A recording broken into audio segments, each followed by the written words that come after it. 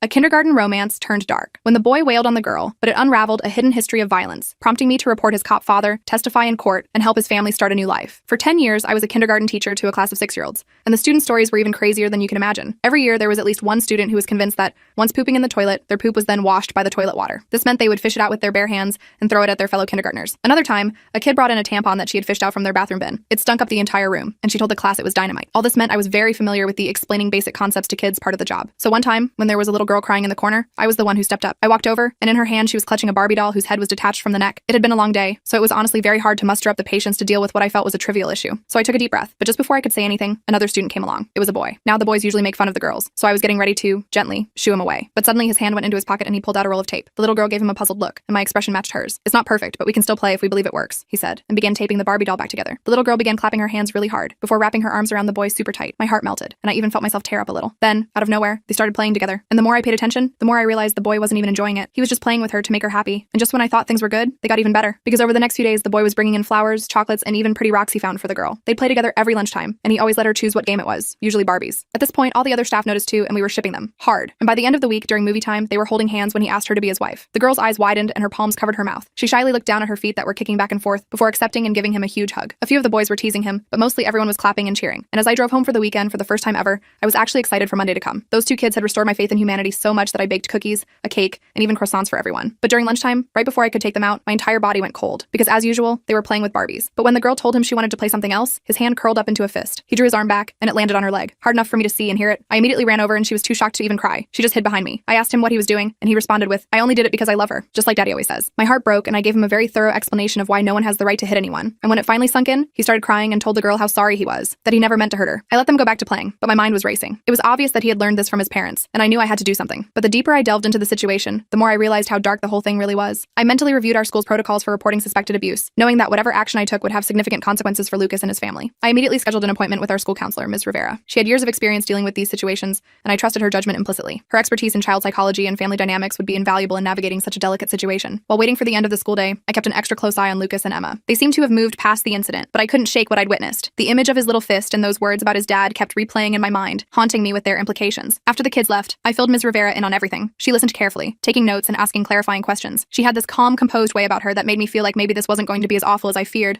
though the gravity of the situation remained clear to both of us. "I've been concerned about Lucas before," she admitted, adjusting her glasses thoughtfully. "He drew some concerning pictures in art therapy last month, but nothing actionable. This gives us more to work with." She explained we needed to start by having a conversation with Lucas's parents. We'd schedule a meeting under the pretense of discussing his academic progress. That way, we could observe the family dynamics without raising immediate alarms. Ms. Rivera would be present to help navigate the conversation toward home life and establish a baseline for further action if necessary. "What if they're dangerous?" I asked, my mind running to worst-case scenarios that had kept me awake the previous night. "That's why we start with observation," she explained patiently. "We don't make accusations. We gather information before taking any drastic steps. This approach protects both Lucas and ourselves." I called Lucas's mother that evening and scheduled a parent-teacher conference for Thursday after school. Her voice sounded timid on the phone, almost apologetic for taking up my time. When I assured her it was routine, she seemed relieved but still anxious, which only heightened my concerns about the home situation. Tuesday and Wednesday passed without incident. Lucas and Emma continued playing together, though I noticed Lucas was being extremely careful around her, almost afraid to touch her at all. I wondered if my talk with him had made him overly cautious. During circle time, when Luke from the back row accidentally bumped into Emma, Lucas immediately asked her if she was okay. He seemed hyper-aware of any potential harm coming to her, his eyes constantly scanning for threats to his friend. Thursday arrived, and my nerves were on edge all day. When the final bell rang, I asked my teacher's aide to watch Lucas in the aftercare program while I met with his parents. Ms. Rivera showed up 15 minutes early to brief me once more, bringing with her a folder of resources just in case we needed them. "Remember? Observation first," she reminded me, arranging her materials on the conference table. "Let's see who shows up, how they interact, what they say about discipline at home." At exactly 3:30, there was a soft knock at my classroom door. Lucas's mother, Mrs. Bennett, entered alone. She was a petite woman with blonde hair pulled back in a neat ponytail. She wore blue scrubs, clearly coming straight from her job at what I assumed was a medical facility. The dark circles under her eyes spoke of exhaustion, and she had a fading yellowish bruise near her temple that she'd attempted to cover with makeup, though the discoloration remained faintly visible in the classroom's fluorescent lighting. "I'm so sorry Mr. Bennett couldn't make it," she explained hurriedly, clutching her purse tightly against her side. "He works late on Thursdays." The meeting started normally enough. I showed her Lucas's schoolwork, mentioned his strengths in math and his creativity. Ms. Rivera skillfully guided the conversation toward behavior management, her approach gentle but purposeful. "Lucas is generally well behaved," I said carefully, choosing my words with deliberate precision. "But we've noticed some concerning interaction patterns recently." Mrs. Bennett's posture changed immediately. Her shoulders tensed and her hands gripped her purse tighter, knuckles whitening with pressure. "What kind of patterns?" she asked, her voice barely above a whisper. I described the incident with Emma in the gentlest terms possible. As I spoke, Mrs. Bennett's face crumpled. She covered her mouth with her hand, eyes welling with tears that threatened to spill onto her cheeks. "He saw that at home, didn't he?" Ms. Rivera asked softly, offering a tissue from the box on my desk. The floodgates opened. Between sobs, Mrs. Bennett revealed what our observation had already suggested. Mr. Bennett had anger issues that had escalated over the past year. What started as yelling had progressed to throwing things, then to physical intimidation, and finally to hitting. She'd been planning to leave but was terrified of his reaction and potential consequences. "He controls all our money," she explained, dabbing at her eyes with the tissue. "I've been saving tips for my nursing job, but it's not enough yet. Lucas wasn't supposed to see any of it. I thought I was protecting him by keeping him in another room." Ms. Rivera immediately switched gears from school counselor to crisis responder. She had resources, phone numbers, and a plan. She explained that as mandatory reporters, we would need to document what we'd learned,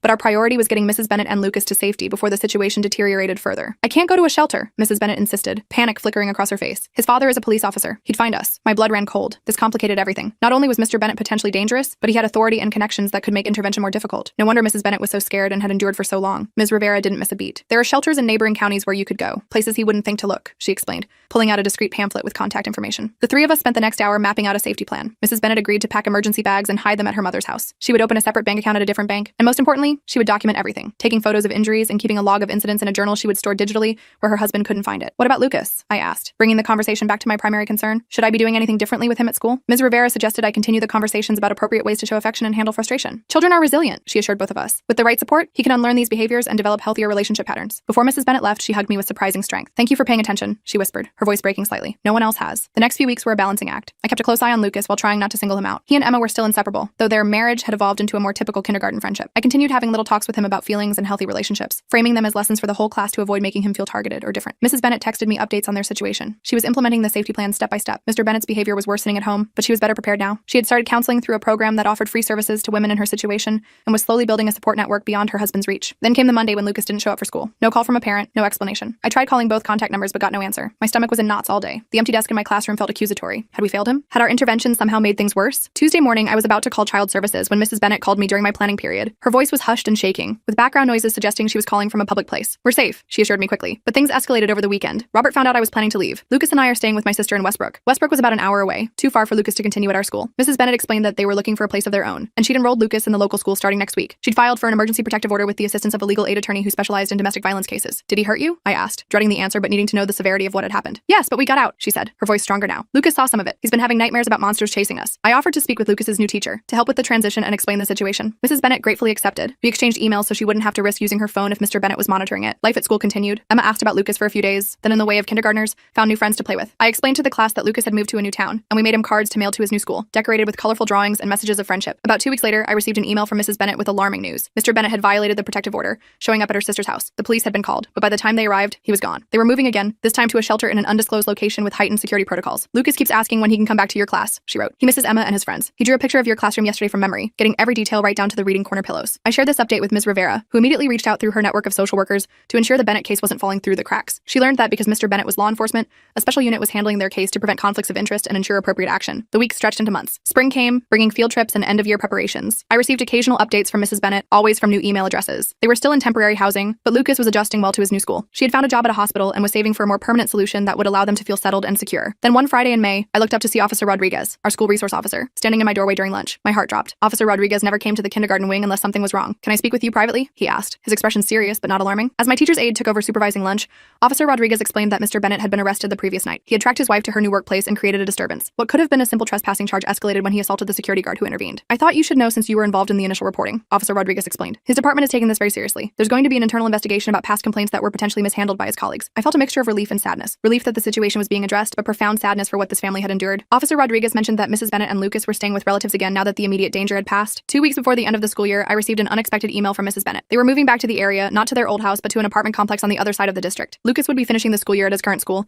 but she wanted to know if he could visit our class on the last day. "He talks about your class every day," she wrote, "especially Emma. It would mean the world to him to say a proper goodbye." Of course, I agreed immediately. I prepared the class for Lucas's visit, explaining that he had moved away but wanted to see everyone before summer vacation. Emma was especially excited, announcing to anyone who would listen that her kindergarten husband was coming back. When Lucas walked into our classroom on that last day of school, I barely recognized him. The timid, conflicted boy had been replaced by a child who carried himself with more confidence. He still had that same shy smile, but he looked directly at people now instead of at the floor. Emma rushed to hug him, and the other kids crowded around, sharing stories of what he'd missed. Mrs. Bennett stood by the door, watching with tears in her eyes. The bruises were gone, and though she still looked tired, there was a new steadiness to her presence. During the class party, she pulled me aside. "I can never thank you enough," she said. "The prosecutor said that your documentation was crucial. They're pressing charges this time." "How is Lucas doing, really?" I asked, watching him interact with his former classmates. "He has good days and bad days," she admitted. "He's in therapy now. The counselor says he's making progress with understanding that what his father did wasn't love." I watched Lucas carefully sharing his cupcake with Emma, making sure she got the piece with the most sprinkles. When another boy accidentally knocked over Emma's juice, Lucas simply helped clean it up instead of getting angry. Small moments, but telling ones. Mrs. Bennett followed my gaze. "He talks about your lessons all the time, about how people who love each other don't hurt each other. He's teaching me too, in a way." As the school year ended and summer began, I found myself thinking about Lucas often. Unlike many students who faded from memory as new classes came and went, his story stayed with me. I wondered how he was doing, whether the hard-won peace in his life was lasting. In July, Mrs. Bennett sent a photo of Lucas at the community pool, beaming with his new swimming badge. In August, they invited me for ice cream to celebrate Lucas's 7th birthday. He proudly showed me his new shoes that lit up when he walked, talked and told me about the karate class he was taking. My sensei says we only use karate to protect, never to hurt, he informed me solemnly, even if we're angry. When the new school year started, I had a fresh batch of kindergartners with their own quirks and challenges. Lucas was now in first grade in another school within our district. Mrs. Bennett had secured a restraining order against her ex-husband who was awaiting trial on multiple charges. She was working full-time at the hospital and taking online classes to advance her nursing career. I ran into them occasionally at the grocery store or community events. Lucas always had new accomplishments to share, and Mrs. Bennett slowly transformed from a frightened, withdrawn woman into someone who spoke with authority and purpose. She'd started volunteering with a domestic violence awareness group, helping other women recognize warning signs she had missed. In October, I received an unexpected call from the district superintendent's office. They were putting together a training program for teachers on recognizing signs of domestic violence in students' behavior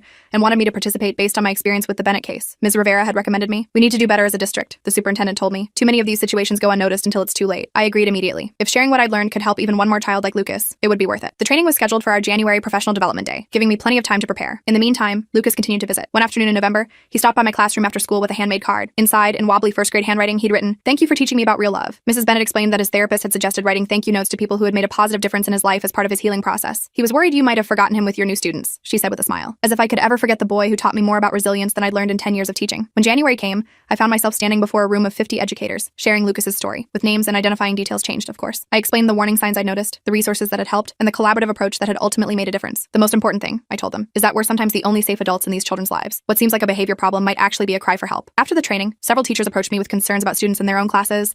The guidance department was flooded with requests for additional support. It felt like maybe, just maybe, we were making progress as a school community. Spring came again, bringing with it the 1-year anniversary of when Lucas had first hit Emma. I wondered if he remembered the date, or if it had faded in importance compared to the many changes since then. For me, it remained a pivotal moment. The day a simple classroom incident revealed a much deeper problem. Mrs. Bennett invited me to attend Lucas's karate belt ceremony in April. As I watched him demonstrate his moves with perfect focus and control, I couldn't help but marvel at how far he'd come. This was a child who now understood that strength wasn't about domination or fear, but about discipline and respect. After the ceremony, Lucas ran over with his new yellow belt proudly displayed. "Did you see me break the board, Ms. Johnson? I did it on the first try." "I saw. You were amazing," I told him. "I'm so proud of how hard you've worked." As we walked to the parking lot, Lucas spotted a familiar face. Emma and her mom were just arriving for the next ceremony. Emma's older brother was apparently in the intermediate class. The two children greeted each other with excited waves. "Emma's in my math group now," Lucas explained. "We go to the same school again." Mrs. Bennett smiled at Emma's mother. "They have a playdate scheduled for this weekend. Some friendships just seem meant to be." I watched as Lucas carefully showed Emma his new belt, his face serious as he explained what each stripe meant. She listened with rapt attention, asking questions and congratulating him. There was something so pure about their interaction. Two children who had moved past a difficult moment to form a genuine friendship. That night, I sat on my porch reflecting on the past year. In my decade of teaching, I'd encountered many challenging situations, but Lucas's story had affected me more deeply than most. Perhaps because it showed both the darker side of what children absorb from home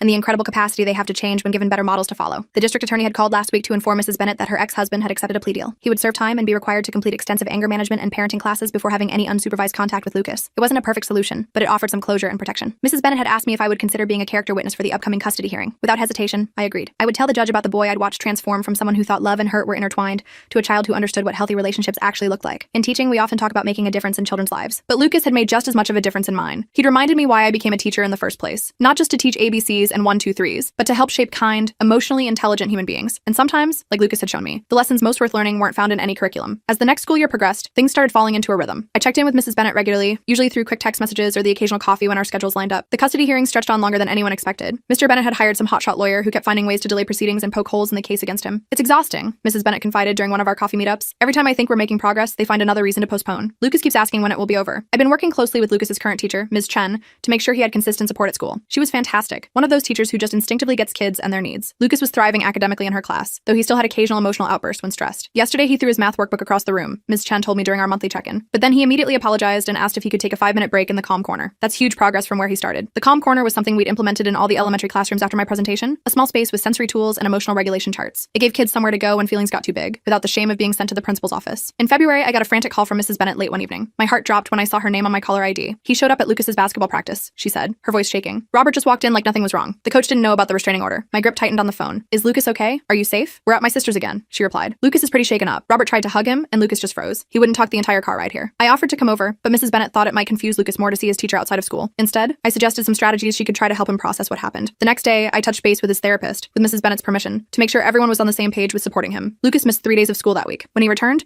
Ms. Chen said he was quieter than usual, but participated in activities. During lunch duty, I made a point to sit at his table, not making a big deal about it, but just being a familiar presence. He barely touched his sandwich, but did perk up when I asked about the book he was reading. "It's about a kid who becomes a ninja," he explained, showing me the cover. "He learns special moves to protect people." The custody hearing was finally scheduled for April. I took a personal day to testify, nervous but determined to advocate for Lucas. The courthouse was intimidating with its echoing hallways and formal atmosphere. Mrs. Bennett looked small sitting next to her attorney, but she gave me a brave smile when I caught her eye. When it was my turn to speak, I focused on what I'd observed in the classroom, both the concerning behaviors and the remarkable progress Lucas had made. The judge asked several follow-up questions about how children typically express trauma through behavior behavior, and whether I thought Lucas's improvements were sustainable. With continued support and a stable, safe home environment, yes, I answered confidently. He's shown exceptional resilience and a genuine desire to learn healthier ways of interacting. Mr. Bennett sat stone-faced through my testimony. He looked different than I'd imagined, more ordinary, less monster-like. It was unsettling to think that someone so normal-looking could cause so much fear and pain. During breaks, he huddled with his attorney, occasionally glancing my way with an expression I couldn't quite read. The hearing lasted 2 full days. In the end, the judge granted Mrs. Bennett full custody, with Mr. Bennett allowed only supervised visitation after completing court-mandated anger management and parenting classes. It wasn't the complete termination of rights that Mrs. Bennett had hoped for, but it was enough to ensure Lucas's safety in the immediate future. Thank you, Mrs. Bennett whispered, hugging me outside the courtroom. The lawyer said your testimony made a huge difference. Summer came, bringing the end of another school year. Lucas had officially finished first grade with solid grades and improved behavior reports. Mrs. Bennett sent me a photo of his report card with a message. He wanted you to see this right away. I'd almost forgotten about Emma in the midst of everything else, until I spotted the two of them at the community pool one Saturday in July. They were taking swimming lessons together, splashing and laughing like typical 7-year-olds. It warmed my heart to see their friendship had continued to flourish outside the classroom. Emma's mom waved me over to their table. Lucas is at our house nearly every weekend, she told me. Those two are inseparable. It's the sweetest thing. As we watched them practice floating on their backs, she lowered her voice. Emma told me about what happened in kindergarten. With Lucas hitting her, she says he's completely different now. Apparently he stands up for her when other boys tease her about her glasses. That fall, I got a new batch of kindergartners with their own unique challenges and personalities. But I kept tabs on Lucas through Ms. Rivera and occasional updates from Mrs. Bennett. He was now in 2nd grade and had joined the school chess club. His therapist had reduced their sessions to twice a month, citing exceptional progress. In November, Mrs. Bennett invited me to Thanksgiving dinner. It's just going to be us, my sister's family, and a couple of friends, she explained. Lucas specifically asked if you could come. He wants to show you his new room since we moved. I accepted immediately. Their new apartment was small but cozy, decorated with photos and Lucas's artwork. He had his own bedroom for the first time, painted blue with space-themed decals on the ceiling. He proudly showed me his collection of books and the desk where he did his homework. Mom says when I finish all my chores for a whole month, I can get a fish, he informed me, pointing to the empty tank already set up in the corner. During dinner, I noticed how much more relaxed Mrs. Bennett seemed in her own space, laughing and joining in conversations. She'd started taking classes to become a nurse practitioner and was dating a kind-eyed music teacher she'd met through a support group for single parents. Lucas sat between Emma, who had also been invited, and me at the table, chattering about his chess tournament and occasionally slipping vegetables he didn't want onto Emma's plate when he thought no one was looking. Emma rolled her eyes but ate them anyway, their silent communication speaking volumes about their friendship. After dinner, while the adults were cleaning up,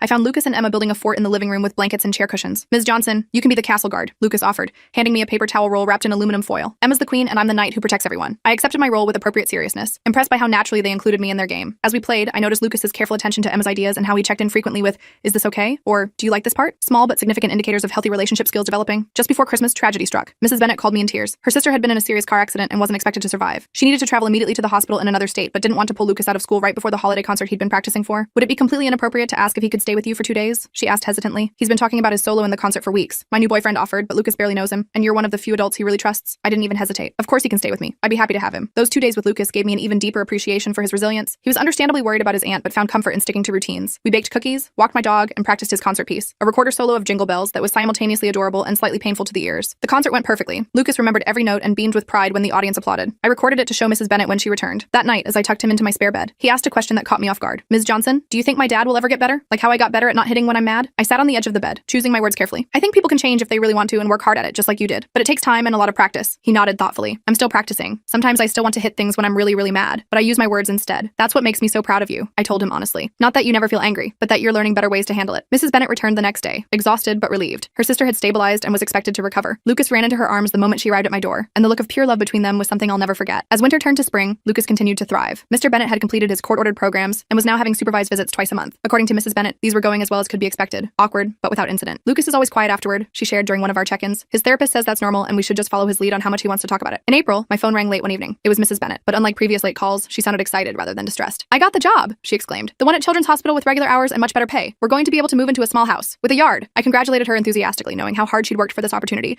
and what it meant for their financial stability. "There's something else," she continued, her voice softening. "Lucas and I have been talking. He wants to know if you'd consider being his godmother. I know it's not traditional since he's already 7, but you've been such an important part of our journey." I felt tears spring to my eyes, completely taken by surprise. "I'd be honored," I managed to say. The official ceremony was small, just us, Emma's family, Mrs. Bennett's sister, and a few close friends gathered in a community center garden. Lucas wore a button-up shirt and kept tugging at the collar, but his smile was genuine when he handed me the handmade card he'd created for the occasion. Inside, he'd drawn a picture of the 3 of us, him, his mom, and me, standing in front of what I assumed was their new house. Underneath, in his now improved handwriting, he'd written, "Thank you for helping me and Mom. Love, Lucas." As we shared cake afterward, I watched Lucas and Emma chasing each other around the garden, their laughter carrying on the spring breeze. Mrs. Bennett stood beside me, looking more content than I'd ever seen her. "Sometimes I wonder what would have happened if you hadn't noticed that day in kindergarten," she mused. "If you just thought it was normal kid stuff and moved on." I thought about the mandatory reporting training I'd recently helped update for our district, now being implemented in schools across the county, about the calm corners in classrooms and the increased coordination between teachers and counselors, about all the other Lucases out there, some noticed, some still waiting for someone to see past behavior to its causes. "I'm just glad I was paying attention," I replied simply. 2 years after that pivotal day in my classroom, Lucas was a different child, still working through his experiences but armed with tools and surrounded by support. Mrs. Bennett was building a career and a safe home, and I had become not just a teacher who'd helped a student through a crisis,